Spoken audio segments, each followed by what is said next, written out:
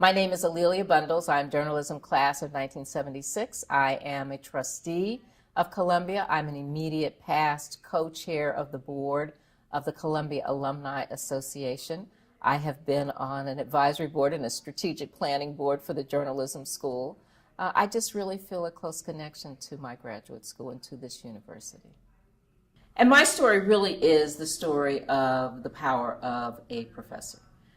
Phil Garland was my advisor for my master's paper. Phil was the first tenured black woman on the faculty. Her mother had been an editor of the Pittsburgh Courier, a very famous African-American newspaper.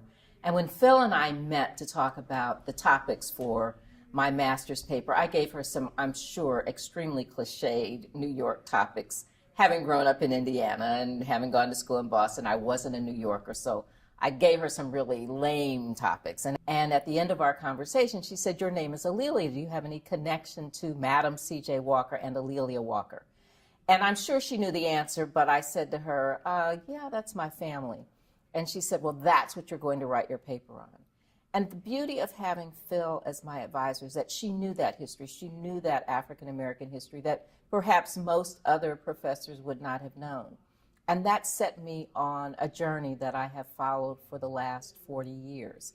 Phil validated that story for me at a time when very few books by and about African Americans were being published. I'm sure they were being written, they weren't being published. But Phil let me know that my family's story was an important story.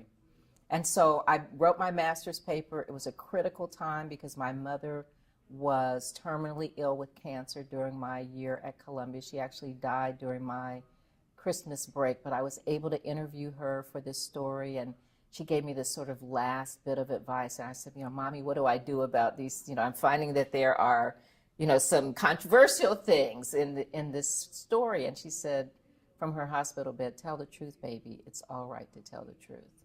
And if Phil had not said to me that fall of 1975, you need to write this story, I might have lost that story. So that was the power of a professor. I've written 3 books now. We have an option for a movie. There's a new line of hair care products based on my great-great-grandmother's line of hair care products. But Phil really planted that seed and really made that possible for me. So coming to Columbia really helped me have the path of my life.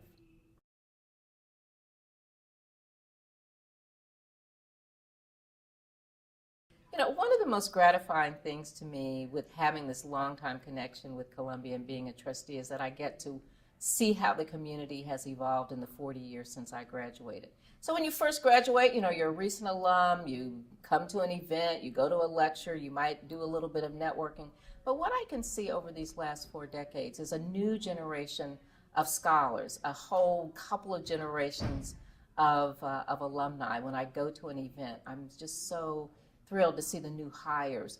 Columbia's faculty is one of the most diverse and inclusive faculties in the nation.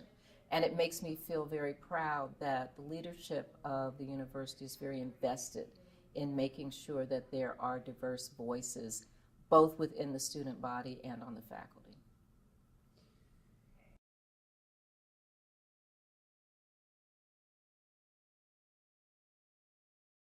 Well, the journalism school, when I was in the journalism school, we were still doing film.